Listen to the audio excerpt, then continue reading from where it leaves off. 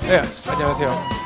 네, 영상이 잘 넘어간 것 같습니다. 좀 전에 있던 사진은 이제 3개월 전에 제가 이제 어떻게 하다 보니까 이제 수학 공부법 책을 내 가지고요. 예, 거기에서 이제 스튜디오에서 막 턱 깎고 막 보정하고, 예, 그래서 전혀 다른 사람이 있었는데, 예, 예, 뭐 지금 저는 제가 어떻게 하다 보니까 여기서 이제 강의를 하게 된 계기도 저는 그냥 강동구 동쪽 끝에 있는 동네 고덕동이라는 데서 이제 치과랑 비만 클리닉을 이제 면허가 2개다 보니까 이제 의사 면허와 치과 의사 면허로 이제 개업을 한 5년 전쯤 한 의사인데 그냥 처음에는 그냥 치과 홍보나 좀 해볼까 그러고서 이제 유튜브에 영상을 그냥 일주일에 1개씩 그냥 올렸었어요. 근데 이제 그거가 우연히 이제 입소문이 나서 이렇게 아까도 얘기했듯이 저는 아까는 이제 서울대 의대와 치대를 이제 동시에 졸업한 사람이라고 말씀하셨는데 저는 사실 서울대 공대도 졸업을 했습니다. 예, 예. 그러니까 서울대 전기공학부를 4년 다녔고 서울대 의대는 의예과로 들어가서 6년을 다녔고 그다음에 이제 뭐 아시는 분은 아시겠지만 이제 전문대학원 체제가 생기고 나서 이제 서울대 치의학 전문대학원을 들어가서 4년을 다녀서 너무 그러니까 죄송한데 너무 불쌍하거나 기이하게 바라보진 말아주세요. 저도 제가 이렇게 학교를 오래 다닐지 몰랐고 그래서 이제 농담 반 진담 반으로 얘기합니다. 이제 나중에 누군가가 뭐 제 자식이 생기거나 그러면 아빠는 20대 때 뭘 했어? 그러면 학교도 다니고 뭐 군대도 갔다 오고 뭐 너 엄마도 만났고 이랬다라고 얘기하는 게 일반적인 정상적인 멋진 성인의 얘기라면 저는 20대 10년 내내 20학기 서울대만 10년을 다녔습니다. 군대를 30살 때 이제 만으로 30살이 되고 우리나라 나라로 30살이 되고 의사 면허를 따서 이제 보건소 의사로 갔었고요. 강의에 대한 의욕이 되게 떨어지는데 아무튼 그렇습니다. 그래서 그러다 보니까 이제 본의 아니게 이제 제가 공부도 오래 했고 뭐 못하지 않고 잘했기 때문에 이런 자리에 가끔 강연을 한 적이 있었어요. 근데 사실은 보통 이제 10대나 아니면 기껏해야 20살, 21살 재수생, 삼수생 분들이 이렇게 한 몇백 명 세운 적이 있는데 이렇게 저랑 나이대 그래서 항상 뭐라 그럴까 얘기하면서도 되게 세대 차이를 강하게 왜냐면 거의 아들뻘이거든요. 제가 좀 어려 보여서 그렇지 81년생 43살이기 때문에 아마 여기 계시는 분들 중에는 저보다 어린 분들도 분명 꽤 있으실 겁니다. 그래서 저는 사실 뭐 여러분들이 아시겠지만 뭐 H.O.T, 잭스키스 되게 좋아했었고 뭐 여러분도 아시겠지만 뭐 김태희랑 대학교에서 같이 수업도 들었었고 뭐 그랬던 나이기 때문에 이렇게 저랑 비슷한 나이대 심지어 또 이런 여성분들이 이렇게 많은 자리에서 제가 강연을 하게 될 거라고는 상상을 해본 적도 없고 가장 유사한 경험은 얼마 전에 책을 내고 이제 교보문고에서 강연회를 해줬었는데 그때 이제 학부모님들, 어머님들이 많이 오셨었는데 그때는 한 100명밖에 못 오셨었어요. 코로나라고 이제 인원수 제한을 100명인가로 했었거든요. 그래서 사실은 지금도 유사나이 가족 여러분들을 모시고 제가 바이오 화이트 치약 교육을 해야 되지만 저도 모르게 머릿속에서는 여러분 자식이 공부를 잘하려면 이제 그런 얘기는 그냥 머릿속으로 오늘 점심 뭐 먹지 이러면서도 할 수 있거든요. 근데 지금은 사실 여러분들한테 이제 여러분들이 마케팅을 고객분들한테 할 때 구강 건강이나 또 새로 출시된 유사나 바이오 화이트 치약에 대해서 설명을 하는 자리이기 때문에 제 소개는 이 정도로 하고요. 빨리 넘어가죠. 죄송합니다. 여기 나오는 어떻게 하다 보니까 유튜브 영상 2개 올렸을 때 그 한 2, 3년 전에 공부가 뭐니라고 MBC에 프로가 있었어요. 여기 작가분이 이제 유튜브를 보고 연락을 하셔서 이렇게 했더니 갑자기 제 유튜브 구독자가 늘면서 공부 어떻게 해야 되나요? 뭐 서울대 가려면 자식 교육을 어떻게 해야 되나 이런 얘기 때문에 유명해진 거고요. 그리고 이제 좀 더 제가 해드리는 여러분 뭐 자식 서울대 보내는 법, 의대 보내는 법이 아니고 제가 여러분들한테 이제 여러분들이 마케터로서 유사나 가족 여러분들 사장님들께서 고객한테 뭐 저희 치약이 좋다 아니면 구강 건강을 어떻게 해야 되냐 그런 전문적인 얘기를 저는 하러 나왔기 때문에 목적에 충실해서 설명을 드려보겠습니다. 의사 면허와 치과 의사 면허를 동시 보유하면 제가 이제 저희 치과 홈페이지에도 뭐 홍보 겸 얘기를 했지만 환자분들한테 도움되는 경우가 되게 많습니다. 뭐 첫째는 뭐 올인원 시스템, 둘째는 위급함 상황에서 대처가 가능하다, 셋째 처방 가능한 약의 폭이 넓다, 이렇게 써져 있지만 이게 어떤 얘기인지 쉽게 설명을 드릴게요. 그런 거죠. 여러분들도 치과에 다 한두 번은 가보신 적이 있고, 심지어 이제 나이가 한 40대가 넘어가면 이런저런 문제가 생깁니다. 이제 가장 흔한 게 뭐 어렸을 때도 그렇지만 커서도 발치를 해야 되는 경우가 있죠. 뭐 사랑니가 됐건 치아가 돼서 뭐 소위 말하는 풍치가 됐건. 근데 뭐 우리나라의 의료 시스템상의 문제이기도 하지만 여러분들의 건강 상태가 안 좋거나 아니면 사랑니나 치아의 위치가 안 좋을수록 발치를 당일날 해주는 치과는, 동네 치과는 적어도 많지 않습니다. 왜냐하면 발치를 할 때는 출혈의 위험도 있고, 또 환자분이 갑작스러운 고통이나 아니면 그런 두려움 때문에 실신을 하는 경우도 있고, 또 연세가 있고 그러시면 사랑니 발치를 하다가 감각에 마비가 오는 경우도 많아요. 그래서 아마 여러분들 그런 경험 하신 분들도 은근히 있을 겁니다. 뭐 내 자식이나 내 부모님이나 내가 사랑니를 발치하러 치과에 갔더니 진료 의뢰서를 써주면서 내과나 가정의학과에 가서 뭐 어떤 약을 끊어야 되고 언제 발치를 해야 되는지 컨펌을 받아와야 발치를 해주겠다. 다 치과 의사가 내가 문제를 생기지 않게 하려고 하는 얘기인데, 저는 이제 의사 면허가 있기 때문에 제가 그거를 다 판단을 할 수 있다는 점이 좋은 거죠. 그리고 연세가 있으신 분들은 또 치과 진료에 대한 막연한 공포심 때문에 치과 진료 중에 소위 말해서 뭐 경기를 일으키거나 땀이 심하게 나면서 막 혈압이 급속도로 오르거나 떨어지는 분들도 많습니다. 그런 경우에 사실은 제대로 된 대처가 되는 동네 병원 치과 의사는 많이 없습니다. 왜냐하면 그분들이 실력이 떨어지는 게 아니라 그럴 때 그분들을 어떻게 대처해서 뭐 혈압을 안정화시키고 뭐 여러 가지 건강 상태의 여러 바이탈 수치라고 그러는데 그런 걸 안정화시키는지는 치대에서는 가르쳐주지 않기 때문이죠. 그래서 제가 항상 말씀드리는 게, 아무리 연세가 있거나 치과 공포증이 심하거나 건강 상태가 안 좋아서 동네 치과에서 대학병원 치과로 가라고 하는 환자분들은 대학병원 치과에 가도 되죠. 근데 대학병원 치과는 뭐 한두 달 기다려야 되기도 하고 오래 걸리니까 저한테 오시라고 말씀을 드립니다. 그리고 셋째로 그런 겁니다. 뭐 대부분의 치과에서 환자분들이 얘기하는 게 아파서 싫다. 근데 이제 그런 거죠. 발치를 하거나 임플란트 수술을 해도 약밖에 처방을 못 해요. 왜냐하면 치과 의사는 자기가 배운 게 그거고 주사제나 이런 거에 대한 경험이 없거든요. 근데 이제 저는 주사제나 이런 것도, 또 진통제도 의사들이 처방할 수 있는 강한 진통제를 안전하게 처방을 해드릴 수 있어서 사실 안전하게 안 아프게 치료를 해드릴 수 있다는 게 있고, 슬라이드를 빨리 넘겨드리겠습니다. 제가 말이 많은 편이라 줄줄줄 나오는데, 그래서 구강 건강 관리는 이제 왜 중요할까요? 그래서 요즘은 뭐 100세 시대라고 하는데 여기 계시는 여성분들은 진짜 100살까지 사실 겁니다. 남성분들은 제가 요양병원도 있어봤고 수많은 환자의 죽음을 함께 했는데 사망 선언도 하면서 이 슬라이드를 보는 남성분들은 100세 시대라는 말에 속아 넘어가지 않으셨으면 좋겠습니다. 여성분이 100세 사실 수 있고요. 남성분은 80 정도 되면 오래 살았다라고 생각하셔도 이상하지 않습니다. 100세 시대는 다 뻥입니다. 남자는 80 넘으면 내일 죽어도 호상입니다. 지금도. 그렇고, 또 뭐 다른 건강도 다 중요하지만 제일 중요한 부분이 구강 건강 관리라 그래서 뭐 구강 건강은 식습관도 있고 생활 습관이 있다라고 하는데 실제로 그런 거죠. 여러분이 생각하는 거 이외로 구강에 있는 균들은 위치적으로도 그렇지만 혈관적으로도 가까워서 뇌나 심장으로 금방금방 갑니다. 그래서 대학병원에 여러분들이 뭐 흉부외과 드라마나 이런 데 나오는 의사들이 중요시하게 생각하는 것 중에 심장병으로 병원에 온 환자도 이 사람이 구강에 충치가 심하게 있거나 치아에 염증이 있으면 일단 치과 치료를 하거나 거기에 대해서 약부터 씁니다. 왜냐하면 치아에 있는 균들은 단순히 충치만 만드는 게 아니고요. 위치적으로 우리 몸에 되게 중요한 생명을 다루는 큰 두 개의 기관인 뇌와 심장으로 그 균들이 바로바로 이동하기 때문이죠. 그래서 구강 건강은 단순히 충치나 뭐 오복이라 그래서 음식을 씹어 먹기 위한 치아를 보존하는 데 중요한 게 아니고요. 그 사람이 오래 건강하게 살기 위해서도 사실 되게 중요합니다.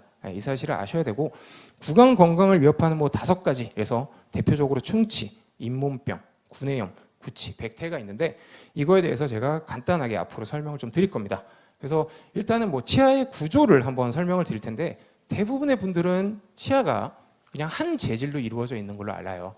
근데 치아는 사실 이런 걸로 치면 제일 겉에 하얗고 제일 얇은 옷이 하나 있고요. 그게 범랑질입니다. 그리고 그 밑에 그냥 제가 입고 있는 검은색이나 제 살 같은 상대적으로 약한 부위인 상아질이 있습니다. 그리고 제 살 밑으로 내려가면 이제 텅 비어 있고 거기에 심장이나 위 이런 기관들이 있겠죠. 그게 써 있는 치수라고 보시면 되고, 사실은 치수에 가장 중요한 혈관이나 신경들이 있습니다. 그래서 여러분들이 환자분들이 맨날 저한테 하는 얘기가 이 치아는 아프지 않은데 왜 치료를 해야 되나요? 그러면 제가 설명을 드립니다. 아프다는 얘기는 정말 치아 가운데 있는 치수까지 충치가 같다는 얘기이기 때문에 암으로 치면 말기입니다. 암을 말기일 때 치료하시겠습니까? 초기일 때 치료하겠습니까? 초기일 때 치료하는 게 그 치아를 살릴 가능성도 높고 비용도 훨씬 더 적게 됩니다. 그래서 사실 저도 부인하지는 않겠어요. 요즘 사는 게 팍팍하고 치과도 편의점처럼 많기 때문에 치료하지 안 해도 되는데 치료하라는 치과 의사나 치과 분명히 있습니다. 예, 저도 그랬었나요? 아무튼 근데 그런 거죠. 그래서 많은 환자분들이 오해하는 것 중에 하나가 안 아픈데 치료하라 그러면 이건 과잉 진료다, 잘못된 진료다. 절대 아니라는 얘기를 간단하게 드립니다. 예, 그리고 또 다음 슬라이드를 넘어가 보죠. 그래서 이제 본론으로 들어갑니다. 충치는 왜 생길까요? 그냥 간단하게 말씀드리면 여기 써 있지만 뮤탄스균, 소브리누스균 있는데 간단하게 한국말로 적은 거고 이렇게 학명, 이런 속명 이런 게 있어서 스트랩토코커스 뮤탄스, 캔디다 알비칸스 이런데 간단히 말씀드리면 구강 안에 있는 균들이 여러분이 먹는 음식을 분해하고서 남긴 산성분들이 여러분 염산 이런 거 아시죠? 그럼 막 뼈가 녹고 그러듯이 치아도 어떻게 보면 뼈의 일종이라고 생각하시면 되거든요. 그런 치아를 녹이는 겁니다. 예. 그래서 사실은 음식물을 먹고 나면 여러분이 어떤 음식을 먹었든 여러분의 구강 안은 산성 환경이 만들어져 버립니다. 그렇기 때문에 이제 양치가 필요한 거고요. 예, 그렇고 또 뒤로 넘어가겠습니다. 뒤. 그렇죠. 네. 아이고 죄송해요. 똑같은 게. 그래서 충치의 진행 단계를 보면 제일 1단계 보면 위에 하얀 부분이 범랑질입니다. 범랑질부터 시작이 됩니다. 이때 치료를 하면 소위 말해서 여러분도 대부분 다 아시는 레진 치료가 가능합니다. 저 부위만 퍼내고 간단하게 레진으로 때우는 당일날 치료가 가능하고 비용도 제일 적게 들죠. 근데 2단계로 갑니다. 이제 슬슬 가운데 노란색 부분이 있는 상아질에 도달했습니다. 저러면 레진으로 치료가 안 됩니다. 레진으로 해도 깨지거나 아픕니다. 그래서 인레이나 여러분이 잘 아시는 크라운 치료가 들어갑니다. 꼭 얘기합니다. 저럴 때 와서 선생님 그래도 레진으로 해주시면 안 될까요? 예전에는 레진으로 했었는데 제가 얘기합니다. 해드릴 수는 있습니다. 한 달 있다가 아프다고 와서 다시 치료해달라고 얘기만 하지 말아주세요. 그때는 인레이나 크라운이 본격적으로 개발이 되기 전이고 재료도 좋지 않기 때문에 레진이나 여러분이 어렸을 때 나이가 있으시다면 저희는 80년생 세대니까 아말감 같은 걸로 2단계 치료도 했습니다. 그래서 그때 저렇게 치료해서 10년, 20년에 문제 생겨서 다시 치과 오시는 분들이 되게 많고 그러면 보통 어떠냐면 아래로 또 충치가 생겨서 3단계나 4단계가 되어 있습니다. 3단계나 4단계가 되면 가운데 있는 빨간 부분이 이제 혈관이나 신경이 있어서 저렇게 표현을 한 건데 치수에 도달하면 아픕니다. 아프면 이제 여러분들이 얘기하는 치과 치료 중에 최고봉으로 아픈 신경치료에 들어가야 됩니다. 신경치료는 마취를 아무리 해도 아플 수 있습니다. 네. 그래서 치과 의사들이 신경치료 안 아프게 한다는 거짓말이라고 생각하시면 됩니다. 네. 저도 압니다, 아픈 거. 하지만 아프다고 얘기할 수 없죠. 네. 그리고 4단계 정도 됐다. 신경치료를 해도 이 치아는 뽑아야 될 수도 있습니다. 네. 제가 맨날 얘기하는 게 아프기 전에 치료해라. 왜냐하면 신경치료는 우리나라뿐만 아니라 전 세계에서 신경치료를 제일 잘하는 사람이 와도 10명 중에 2~3명은 신경치료가 실패해서 발치해야 됩니다. 이 사실을 대부분의 환자분들은 모르고 오시죠. 그래서 신경치료를 했는데 왜 더 아프나요? 왜 계속 아프나요? 왜 뽑아야 되나요? 라고 얘기를 합니다. 그럼 그때서야 슬그머니 설명을 드립니다. 그러면 이제 저에 대해서 막 안 좋은 눈빛으로 쳐다보시는데 사실이고 자, 들어 넘어갑니다. 그래서 충치 예방 방법. 그래서 치아 사이에 남아있는 음식물 찌꺼기나 플라그 등을 치실로 제거하기. 이거 중요합니다. 여러분이 아무리 양치를 오늘 나온 유사나 바이오화이트 치약으로 열심히 해도 치아 사이에 껴있는 치석이나 음식물 찌꺼기를 완벽하게 제거할 수는 없습니다. 하지만 양치질 칫솔은 직장 생활을 하다가도 편하게 할 수 있지만 치실질이나 치간 칫솔은 왠지 앞사람이 있을 때 할 수도 없고 뭔가 지저분해 보이고 번거롭기도 하고 그래서 잘 안 합니다. 저도 잘 안 해요. 하지만 그런 거죠. 제가 치과 의사가 되고 수많은 환자를 보면서 느낀 건 뭐냐면 치간 칫솔도 좀 그렇습니다. 여러분 많이 아시는 워터픽도 100% 제거가 안 됩니다. 하루에 한 번 아무도 안 볼 때 주무시기 전에만이라도 치실질을 해주시면 여러분의 양치질 플러스 치실질로 여러분이 적어도 개인이 하실 수 있는 치아 관리는 100점 만점에 거의 95점 이상으로 됩니다. 물론 그래도 제거가 안 되는 치석이나 플라그 등이 있습니다. 그렇기 때문에 나라에서 제가 내는 세금을 써가면서 여러분들 스케일링, 잇몸 치료를 보험으로 하라 그러는 겁니다. 나는 양치질 열심히 하고 치실질도 열심히 하니까 스케일링 안 받아도 돼요. 실제로 충치도 안 생겼어요. 라는 분들은 운이 좋았거나 치아가 선천적으로 건강해서 아직 문제가 안 생겼을 뿐이지 분명 치아 사이나 잇몸이나 치아 사이 깊은 곳에는 치석이나 플라그가 생겨서 시한폭탄에 시계가 계속 돌아가고 있다고 생각하시면 됩니다. 그래서 이렇게 되고, 그 다음에 단 음식, 신음식, 끈적이는 음식은 그런 거예요. 아까도 얘기했듯이 이런 음식들이 산성도를 되게 낮추거든요. 신음식도 마찬가지지만 단 음식들도. 그래서 이런 음식을 섭취하면 다른 음식들보다 입안의 환경이 훨씬 더 산도가 떨어집니다. 충치가 더 빨리 생기겠죠. 그래서 단 음식, 신음식, 끈적이는 음식을 먹을 때는 빨리 입을 헹구고 양치를 해야 되는데, 이것도 뭐 뒤에서 설명을 드리겠지만 양치를 바로 하면 안 됩니다. 그러니까 그런 얘기 들으셨을 거예요. 콜라 같은 거 먹고 바로 양치하면 치아에 안 좋다. 사실입니다. 왜냐? 콜라 같은 건 저희가 먹을 수 있는 음식 중에 가장 산도가 낮아요. 근데 의외로 산도가 낮은 여러분이 또 좋아하는 음식 중에 대표적으로 냉면이 있습니다. 왜요? 냉면에는 식초가 들어가니까요. 식초는 산도 덩어리죠. 그래서 그런 거를 먹고 바로 치약으로 양치를 하면 지금 뒤에 설명드렸지만 아무리 좋은 유사나 바이오 화이트 치약이어도 여러분의 아까 얘기했던 이런 제일 끝에 흰옷인 범랑질이 막 녹습니다. 그래서 일단은 물로 헹구고 30분은 기다려야 됩니다. 그래서 뭐 333 양치법이라서 식후 3분 이내에 양치를 한다. 그거는 콜라나 냉면이나 이런 식초 같은 산도가 높지 않은 음식을 먹었을 때는 사실이게요. 하지만 산도가 높으면. 그래서 뒤에 3번 연결되고요.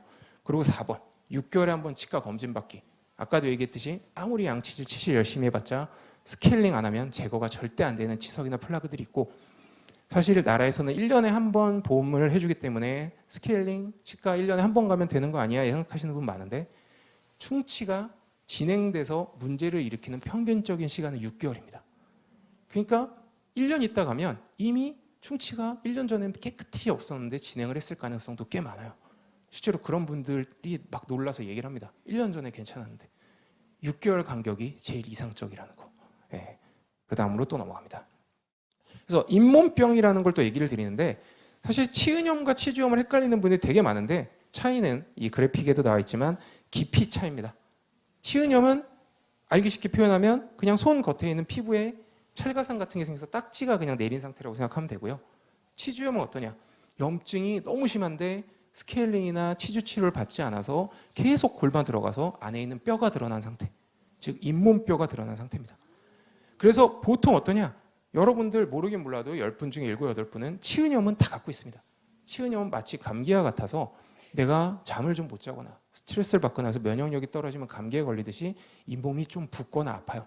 근데 또 시간 지나면 괜찮습니다. 내가 푹 자거나 스트레스를 덜 받아서 내 몸의 자체 면역력이 강해지면.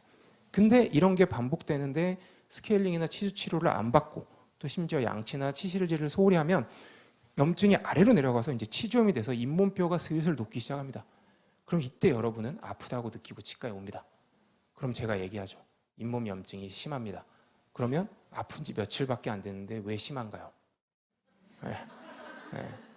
그러면 제가 이제 이 그림을, 이 저희 치과에 제가 올려놓은 그림인데 설명을 드리는 거죠. 그렇고. 그래서 잇몸병 진행 단계를 보면 처음에는 건강하지만 초기에는 여러분 얘기할 때 있어요. 가끔 이제 저도 수많은 환자분들한테 질문을 듣는데 양치하다 피가 났는데 이거 치과 가봐야 될까요? 응급 상황입니다. 양치하다 나는 피는 그냥 피가 아니고요. 여드름이 터지면 피가 나듯이 여러분의 잇몸이 골물대로 골맞다가 칫솔질을 했을 때 툭 터지는 겁니다. 물론 안 아픈 분들이 더 많을 겁니다. 하지만 양치할 때 피가 났다. 뭐 컨디션이 안 좋나? 아니면 뭐 상처가 생겼나? 그게 아닙니다. 잇몸이 부어있다 고름이 터진 겁니다. 빨리 치과에 오셔야 됩니다. 안 그러면 중기를 지나서 말기 정도 되죠. 말기 보면 뿌리까지 뼈가 녹아 있습니다. 이 정도 되면 치아가 흔들리고요. 이럴 때까지 아프지 않다고 치과 안 오다가 오시는 분들이 있습니다. 그럼 제가 말씀드리죠. 이거 발치하고 임플란트 심으셔야 됩니다.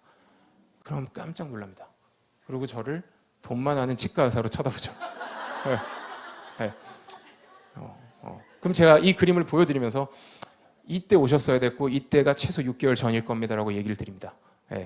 그리고 속으로 아싸 돈 벌었다라고 좋아하죠. 뭐 그런 식입니다. 자, 그래서 잇몸병 예방 방법은요, 뭐 당연히 균형잡힌 식생, 아까 너무 단 거나 신 것만 먹으면 안 되겠죠. 그리고 제일 제가 중요하게 생각하는 건 충분한 수면이에요. 왜냐하면 여러분의 면역력은 여러분이 생각하는 것보다 여러분을 많은 질병에서 보호해줍니다. 사실 제가 치과 의사로 수많은 환자를 보고 또 치과론 전문의를 따면서 느꼈던 건 뭐냐면, 모든 의사들이 얘기해요. 서울대병원의 뭐 암 추술의 권위자인, 뭐 검색만 하면 나오는, 여러분이 위암에 걸리면 그분은 수술을 간절히 기다릴 교수님들도 내가 하는 건 20%고 80%는 환자들의 면역력이 암이든 뭐든 모든 걸 치유한다. 그래서 여러분 충분히 잠자고 스트레스 안 받고 운동하시는 게 진짜 중요합니다. 괜히 교과서적인 예의가 아니에요. 네. 그리고 다음으로 또 넘어갑니다. 그래서 구강에 뭐 발생하는 구내염이 있는데, 궤양성 구내염, 뭐 스포성 구내염, 미란성 구내염은 그냥 병변 양상이고요. 사실 여러분들이 스트레스를 받으면 궤양성 구내염이 제일 많이 생깁니다. 입안에 뭔가 하얗게 생겼는데 너무 아파요. 어떻게 해야 되냐? 치과 빨리 와서 소독하고 치과에서 주는 항생제 먹고 푹 쉬셔야 됩니다.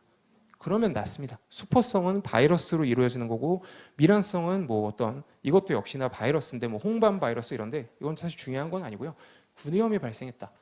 근데 그냥 뭐 알보치를 바르거나 가글만 하고 시간이 지나면 낫지 않을까요? 날 수도 있죠. 여러분이 면역력이 아주 좋다면. 하지만 대부분 면역력이 좋은 분들은 구내염이 생기지 않습니다. 구내염이 생겼다는 얘기는 여러분이 일시적이든 영구적이든 면역력이 상당히 떨어져 있다는 얘기이기 때문에 빨리 치과 와서 소독받고 치과에서만 처방이 가능한 전문의약품인 좋은 항생제를 드셔야 됩니다. 네. 구내염에 도움을 주는 비타민이 대표적으로 B2랑 B6가 있어요. B2와 B6는 왜 여기 이렇게 떡하니 나왔냐면, 비타민 C도 있고 D도 있고 E도 있는데, 학문적으로 논문적으로 구내염을 줄여주는 게 수많은 임상 테스트로 입증이 된 비타민입니다. 네. 그래서 여러분이 오늘 제가 홍보를 해드리는 유산화 가족분들이 익히셔야 되는 유산화 바이오 화이트 치약에도 많이 들어가 있고요. 또 저희 치과에서도 비타민 B를 처방을 많이 합니다. 네. 그리고 구취. 입냄새 나는 분들 되게 많은데, 입냄새 원인의 90%는 여러분이 치아에 아니면 잇몸에 문제가 생겨서입니다. 그래서 사실은 요즘에 많이들 얘기하는 게 유산균이죠. 장내 유산균도 있지만 구강 안에도 유산균이 있습니다. 유산균이란 건 뭐냐면, 입안에 수많은 균들이 있는데 구강 안의 건강을 지켜주는 좋은 균을 구강 유산균이라 그럽니다. 반대는 구강 유해균이라 그러겠죠. 그래서 사실 바이오 화이트 치약에도 뭐가 들어있냐면 유산균 발효액이라 그래서 구강 안에 좋은 작용을 하는 유산균들을 많이 넣어놨어요. 그래서 여러분들이 고객분들한테 유산화 바이오 화이트 치약을 선전을 할 때, 다른 치약이랑 다른 게 요즘은 구강 유산균이란 개념이 나와서 많이들 치과 의사들이 강조하는데, 이 치약을 매일 3번씩만 사용을 해도 구강에 유해균들이 없어지고 유산균이 늘어날 수 있다는 얘기를 해주면 되게 설득력 있고 사실 의학적으로도 사실입니다. 예. 그리고 백태가 생기는 원인은 과감히 넘어갈게요. 입안에 혀가 하얀 분들이 있습니다. 보통 흡연 많이 하거나 커피 많이 마시는 분들 생기는데 사실 미적으로 되게 안 좋죠.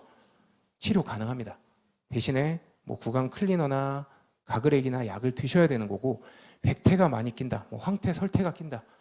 아, 그래 스트레스야. 치과 와서 약 처방 받고 치료 받으시면 짧으면 한 달, 길면 2, 3개월 지나면 없어집니다. 그러니까 치료 받으시면 되고요. 백태 제거 방법에서 혀 클리너, 가글액 사용법은 어렵지 않습니다. 예, 하루에 2-3번 조금 약하게 긁어주고 가글만 하면 됩니다. 예, 이거를 안 하고 계속 백태가 늘어서 뭐 대인관계 힘들다, 고객분이랑 얘기할 때 힘들다, 그런 얘기 안 하셨으면 좋겠고. 자, 이제 드디어 메인으로 왔습니다. 메인으로 왔는데 1분 20초 남았네요. 물론 하지만 더 해도 된다 그랬고, 사실 제가 여기 온 이유는 이거기 때문에 여기서 한 10초 있겠습니다. 저도 좀 쉬어야 될 것 같고. 그래서 아예 타이틀이 그런 거죠. 유산균 발효액으로 입안 가득 상쾌함을 담은 온가족 안심 불소 프리치약. 사실 아무렇지도 않은 멘트 같지만 되게 중요한 2개가 들어있어요. 그냥 여기서 설명드리고 가겠습니다. 아까도 얘기했듯이 요즘은 구강 내 미생물 환경에 대해서 치과 의사들이 되게 중요하게 생각합니다. 왜냐하면 기존에 없던 이론인데 이게 맞다고 밝혀졌기 때문이죠. 단순히 환자들한테 스케일링을 하고 양치질 열심히 하고 치실질을 하라고 강조하는 게 아니라, 구강 내에 유산균, 즉 유해균을 막아주는 좋은 균들이 많은 환경을 만들어주면, 마치 여러분이 과민성 대장증후군이 있거나 장염을 달고 살아서 요즘 많이들 파는 그런 장내 유산균을 먹고 주사를 맞으면 과민성 대장증후군이나 장염이 없어지는 것처럼, 구강 내에 좋은 유산균을 많이 성장시키는 것만으로 충치의 진행이나 아까 얘기했던 구내염이나 구취를 막을 수 있다는 게 입증이 돼 있습니다. 그런 유산균을 억지로 사서 먹지 않아도 유사나 바이오 화이트 치약을 사용하면 구강 내 유산균이 늘어날 수 있게 만들었다는 거죠. 그리고 두 번째로는 불소 프리라는 거. 불소가 없다는 얘기입니다. 물론 불소는 시중에 판매되는 모든 치약에 들어있고 사실 적당량의 불소는 충치를 막아주는 좋은 역할을 합니다. 그래서 우리나라는 아니지만 어떤 나라는 아예 여러분들이 쓰는 국민들이 쓰는 수돗물에 불소를 아예 섞는 애들도 있어요. 근데 뭐가 문제냐면 저희 같이 나이가 많은 사람들은 상관이 없습니다. 여러분의 아리따운 자식들 보통 3살 이내 애기들이나 뭐 5살까지도 그렇다고 보고가 돼 있어요. 그런 애들은 일반 성인한테는 괜찮은 불소의 농도도 불소가 몸에 들어가서 독으로 작용할 수 있습니다. 그렇기 때문에 우리나라에서는 수돗물에 불소를 넣는 사업을 예전에 추진하다가 포기를 한 것이고 대부분의 치약들에 써 있습니다. 어린 아이들한테 아이들이 먹는 거를 막아주세요. 막지 못하게 하세요. 그리고 소아 치약에는 불소가 안 들어가 있는 경우가 되게 많죠. 어린 아이들은 소아는 성인과는 전혀 다른 인체 시스템을 갖고 있고 아직 미성숙하기 때문에 정말 적은 농도의 불소에도 문제가 생길 수 있습니다. 근데 아예 불소를 뺐다는 거죠. 네. 불소를 뺐다는 것만으로 엄청난 장점을 가질 수 있는 게 보통 요즘은 아이들을 정말 한두 명밖에 안 낳기 때문에 애지중지 기르니까 아이들 치약을 다 따로 사십니다. 근데 그럴 필요가 없다는 거죠. 유사나 바이오화이트 치약 하나면 그냥 올인원으로 해결이 된다. 이것도 사실 여러분들이 고객분들한테 마케팅을 할 때 중요한 포인트가 될 수 있습니다. 그래서 제가 했던 얘기들이 다 이렇게 적혀 있죠. 제가 안 넘기고 얘기한 건 제가 이걸 다 외웠다는 걸 얘기하고 싶었습니다.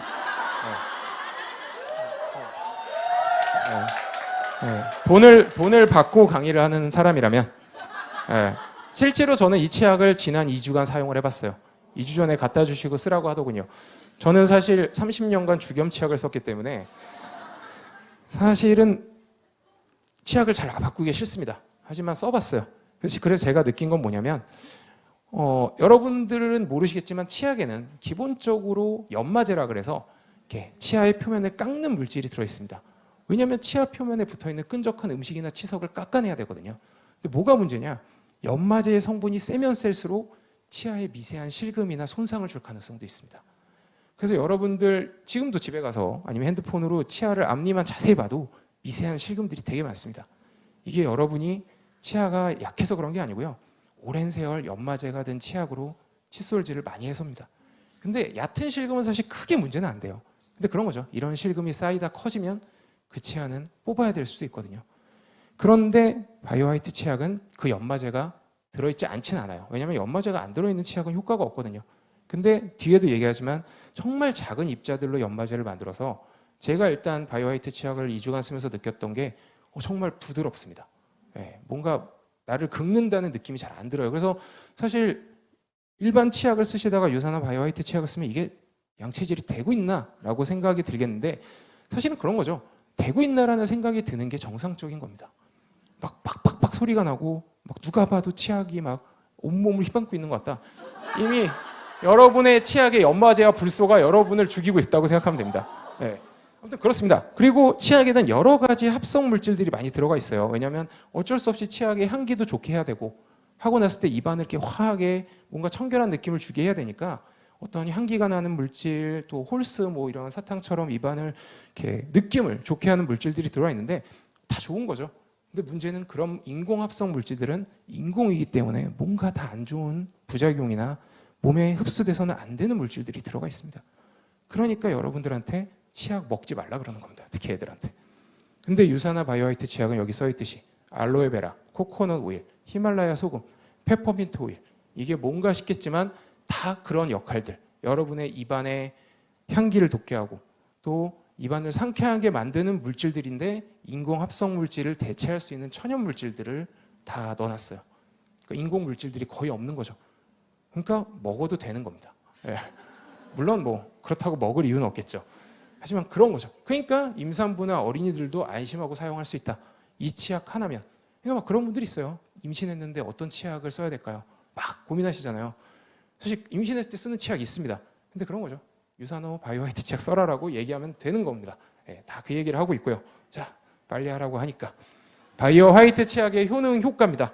예, 당연히 화이트한 성분이 미백 성분이 들어가 있기 때문에 이를 희게 유지하고 튼튼하게 하고 구강 내 청결도 유지해주고 아까 얘기했듯이 천연 물질로 상쾌함도 지속시켜줍니다. 충치 예방, 구취 제거 이거는 기본적인 목적이고요. 치태 제거나 치은염, 치주염 예방도 치약의 기본적인 성능이죠. 치주 질환의 예방과 잇몸 질환의 예방도 치약의 공통적인 성분인데 여러분이 고객분한테 마케팅을 할 때 이런 얘기를 해주십시오.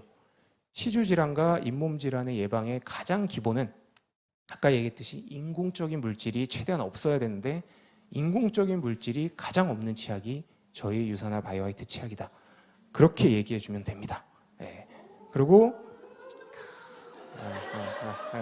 조금 더 크게 해주실 수 있을까요? 그렇습니다. 저는 원래 아이 성격인데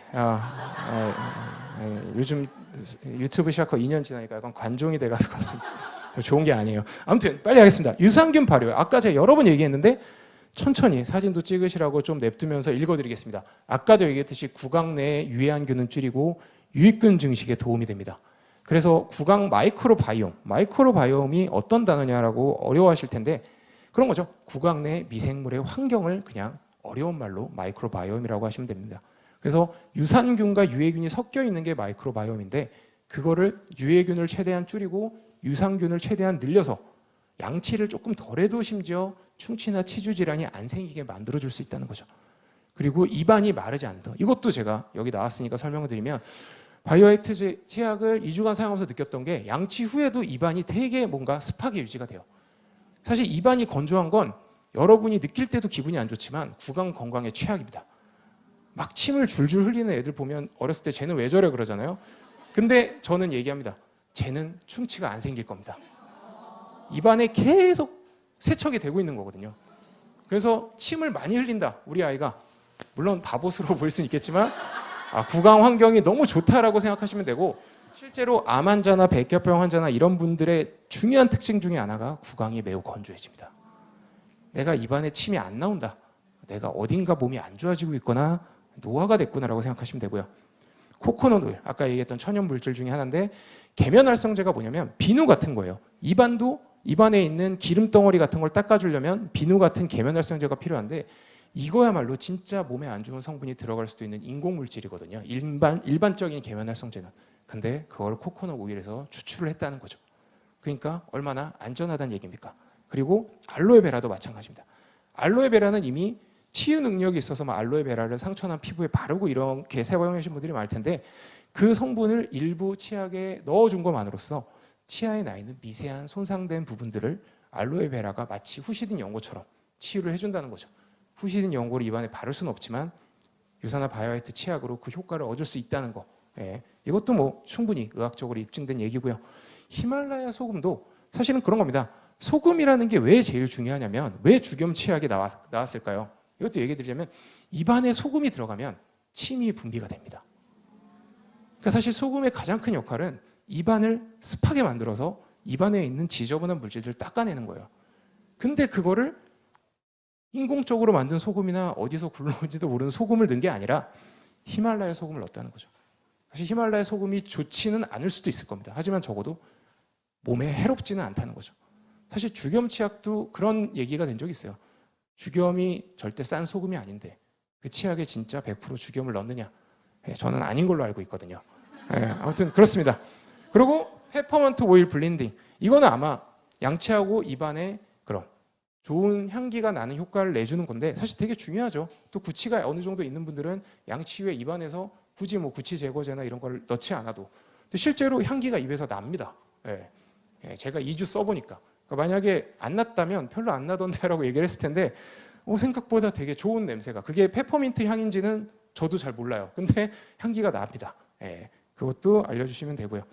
그래서 아까도 얘기했듯이 연마제 성분이 왜 바이오화이트 치약에는 있는데 빡빡 닦이는 느낌이 안 들고 부드럽냐? 여기 써있는 덴탈 타입 실리카. 정말 작은 미세 입자를 넣었다는 거고 사실은 이거는 그만큼 치약에 신경을 썼다는 얘기입니다.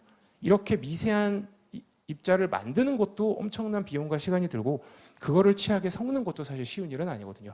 근데 유산호 화이트 치약은 그렇다는 거고요. 어려운 얘기, 토코페롤 아세타이트, 그냥 비타민 E의 일종이라고 생각하시면 되고, 비타민 E는 아까 비타민 B가 구내염을 막아주는 것처럼 구강 내의 염증을 줄여주는 역할을 한다는 게 마치 항생제도 아닌데 입증이 되어 있습니다. 그것도 유산화 바이오 화이트 치약에는 들어가 있다는 거죠. 그리고 아까 제가 여러 번 얘기했던 임산부나 어린이도 안심하고 쓸 수 있는 불소가 없는 치약이라는 게 어떻게 보면 되게 좋은 거죠. 그리고 사용 방법은요, 그런 겁니다. 많은 분들이 치약을 CF나 이런 데 나오는 것처럼 칫솔 전부에 이렇게 짜죠. 뭐 다 아실 겁니다. 마인드 전형적인 상술이고요. 치약 폭의 3분의 1만 짜도 충분합니다. 하지만 물론 내가 유산화 바이오화이트 치약을 고객한테 얘기할 때는 많이 짜라고 할 것 같기도 합니다. 그리고 제가 써보면서 느낀 건데 뭐냐면 3분의 1 쓰면 분명 더 짜게 돼요. 저도 그랬어요. 왜냐하면 이게 치약이 없어진 것 같은데 이런 느낌이 들거든요. 주겸 치약은 3분의 1 짜도 치약이 느껴집니다. 그래서 되게 좋은 상술이 아닐까라는 생각을 했었고, 그리고 아까도 얘기했듯이 333 치약법, 양치법 사실입니다. 하루 3번 식후 3분 이내에 3분 이상 꼼꼼하게 양치할 것. 근데 그런 거죠. 콜라나 냉면이나 식초 같은 아니면 엄청나게 단 음식을 먹었을 때는 물로만 헹구고 30분 뒤에 양치해야 됩니다. 왜? 산도가 너무 떨어져 있기 때문에 3분 안에 양치하는 게 오히려 아까도 얘기했듯이 제일 바깥쪽의 범랑질을 녹일 수도 있다는 거죠.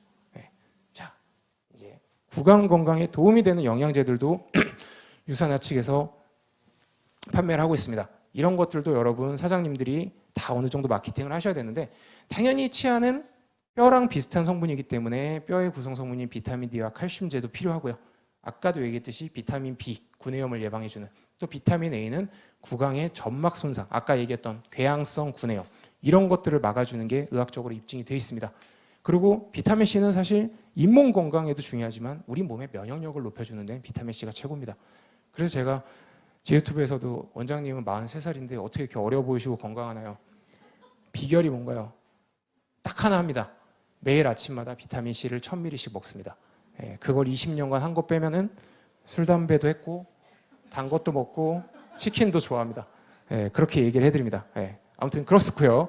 자, 이제 후기는 안 해도 된다고 하더라고요. 제가 뭐 후기 충분히 잘 녹여드렸고요. 아마 저를 또 보시게 되면 그때는 이런 의학적인 얘기가 아니라 여러분 자녀 교육법으로 만나 뵙지 않을까 싶습니다.